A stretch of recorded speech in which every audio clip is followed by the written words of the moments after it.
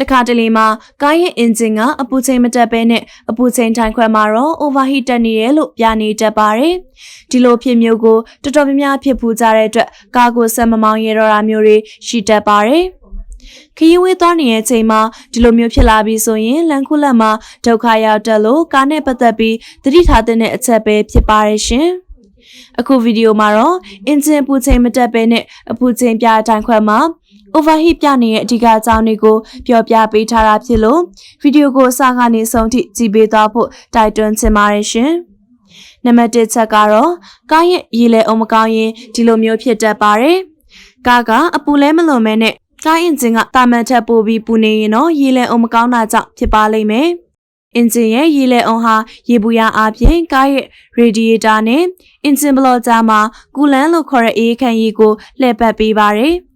ရေလဲအောင်ပြတ်သွားပြီဆိုရင်တော့ဒီအေးခံရည်လဲပတ်တာရဲသွားပြီးအပူချိန်ပြတဲ့တိုင်ခွဲမှာ overheat ပြနေတတ်ပါတယ်။နံပါတ်2အချက်ကတော့ thermostat ညံ့နေတဲ့အတွက်အပူချိန်ပြတဲ့တိုင်ခွဲမှာ overheat ပြနေတတ်ပါတယ်။ညံ့နေတဲ့ thermostat ဟာခူးလန့်ရေကိုမလဲပတ်နိုင်အောင်တားဆီးထားလိုက်တဲ့အတွက်အင်ဂျင်ကိုပုံမှန်ထက်ပိုပြီးပူလာစေပါတယ်။အပြည့်ဖွင့်အခြေအနေနဲ့အပြည့်ပိတ်အခြေအနေနှစ်ခုကြားမှာ thermostat ညက်သွားခဲ့ရင်အေးပေးစနစ်ကိုရပ်သွားသလိုဖြစ်လို့အပူချိန်ပြတိုင်ခွဲမှာလည်း overheat လို့ပြနေရပါဒီလိုဖြစ်လာရင်အင်ဂျင်နဲ့က radiator ကြားကအပူက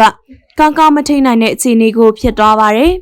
ဒီလိုဖြစ်သွားရင်တော့ thermostat ကိုအစားထိုးတဲ့စရိတ်ကဈေးရမ်းမကြီးတဲ့အတွက်လဲပေးလိုက်ရင်ကိုရပါတယ်နံပါတ်3ချက်ကတော့ AEP စနစ်မှာပိတ်ဆို့နေတဲ့အတွက်ဖြစ်ရတာပါအပေါ်ကပြောခဲ့တဲ့ပြဿနာလိုပါပဲအင်ဂျင် AEP စနစ်ထဲပိတ်ဆို့နေရမျိုးတွေအတားအဆီးတွေဖြစ်နေတယ်ဆိုရင်ကားကပုံမှန်ထက်ပိုပူလာပါလိမ့်မယ်ကား radiator တန်ကြေးတက်တာဒါမှမဟုတ်တခြားညစ်ကြေးတွေအနေအနစ်တွေနဲ့ပိတ်နေခဲ့ရင်ဒီပြဿနာမျိုးတက်တတ်ပါတယ် radiator hose မကောင်းရင်လည်းဒီလိုမျိုးဖြစ်တတ်ပါတယ်နံပါတ်4ချက်ကတော့အင်ဂျင်ပန်ကအလုံးမလုံးတော့လို့ဖြစ်ရတာပါအင်ဂျင်ရဲ့ AEP ပန်ကားတွေဟာကားရည်တိုင်ကြီးရဲ့မျက်နှာပြင်တစ်လျှောက်ကိုလေဖြန်းချက်ပေးပါတယ်ဒီလိုရေးကြီးရဲ့ AEP ပန်ကားကအလုံးမလုံးတော့ရင်အင်ဂျင်ဟာအပူချိန်မြင့်တက်လာပါလိမ့်မယ်အဲ့လိုဖြစ်ရင်တင့်တော်တဲ့အပူချိန်ခြေနေပြန်လည်ရရှိဖို့အတွက်ပန်ကားကိုအသစ်လဲတာမျိုးတွေဒါမှမဟုတ်ပန်ကားရဲ့ control circuit ကိုပြန်ပြင်ရတာမျိုးတွေလုပ်ပေးဖို့လိုအပ်ပါတယ်နံပါတ်5ချက်ကတော့ head gasket ပြတ်သွားလို့အပူချိန်ပြတိုင်ခွဲမှာ overheat ပြနေရမျိုးပဲဖြစ်ပါတယ် head gasket ပြတ်သွားတဲ့အတွက်အင်ဂျင်ကိုပုံမှန်ပူချိန်ထက်ပိုပူလာစေပါတယ်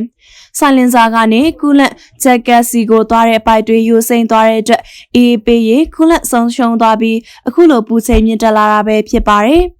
နောက်ထပ်သတိထားမယ့်ချက်ကတော့ combustion gas တွေ engine အေးပေးစနစ်ထဲစိတ်ဝင်လာပြီး engine ပူချိန်တိတိတသားတက်လာမျိုးတွေဖြစ်တတ်ပါတယ်နံပါတ်6ချက်ကတော့ကူလန့်အရင်နဲ့နေရင်လည်းဖြစ်တတ်ပါတယ်အပူချိန်ပြတိုင်ခွဲမှာ overheat လို့ပြနေတဲ့ပြဿနာရဲ့အဓိကချက်တွေထဲမှာပါတဲ့အင်ဂျင်ပူချိန်နည်းနည်းမြင့်တက်လာရတဲ့အကြောင်းရင်းကခူးလန့်ရည်နဲ့နေရာကြောင့်ဖြစ်တတ်ပါတယ်။အင်ဂျင်ရဲ့အေးပေးစနစ်မှာယူစိမ့်မှုတွေဖြစ်နေရင်အင်ဂျင်ကိုအေးပေးဖို့အတွက်အေးခံရင်လုံလောက်စွာမရှိတော့တဲ့အတွက်အင်ဂျင်ပူတက်လာပါလိမ့်မယ်။နောက်ဆုံးချက်ကတော့အပူအာယုံခံကရိယာဒါမှမဟုတ် gauge တွေမကောင်းရင်လည်းဖြစ်တတ်ပါတယ်။တခါတလေကြာရင်ကားအင်ဂျင်ကဘာမှမဖြစ်ပဲအပူအာယုံခံကရိယာကအရင်မြင့်နေကြောင်းပြတတ်ပါတယ်။အပူအာယုံခံကရိယာသို့မဟုတ် gauge မကောင်းရင်ဒီလိုအမားတွေပြတတ်ပြီးတင့်ကိုအင်ဂျင်ကအပူလွန်နေပြီလို့အထင်ရောက်စေပါတယ်။ကိုကားရဲ့အပူချိန်ပြတိုင်ခွက်ကစတင်မြင့်တက်လာတာမျိုးတွေအင်ဂျင်ပူချိန်အချက်ပြပြီးလင်းလာတာမျိုးတွေကြုံရပြီးဆိုရင်တော့ပထမဆုံးအနေနဲ့ကားကိုဆက်မမောင်းတော့ပဲရပ်လိုက်ဖို့လိုအပ်ပါတယ်။ပြီးရင်တော့ဆက်ဖုံးကိုလမ်းပြီးအင်ဂျင်ကိုအေးခံပေးဖို့လိုအပ်ပါတယ်။ဒီလိုအင်ဂျင်ပူနေတဲ့အချိန်မှာရေတိုင်ကြီးအဖုံးကိုသွားဖွင့်မကြည့်ဖို့တော့လိုအပ်ပါတယ်။ကားမှာရေရီယိုနေသလားပိုက်တွေပျက်စီးနေလားဆိုတာကိုစစ်ဆေးဖို့လိုအပ်ပါတယ်။အင်ဂျင်အေးသွားပြီးဆိုမှရေတိုင်ကြီးကိုဖွင့်ကြည့်ပြီးရေရောရင်ပြန်ဖြည့်ပေးဖို့လိုအပ်ပါတယ်။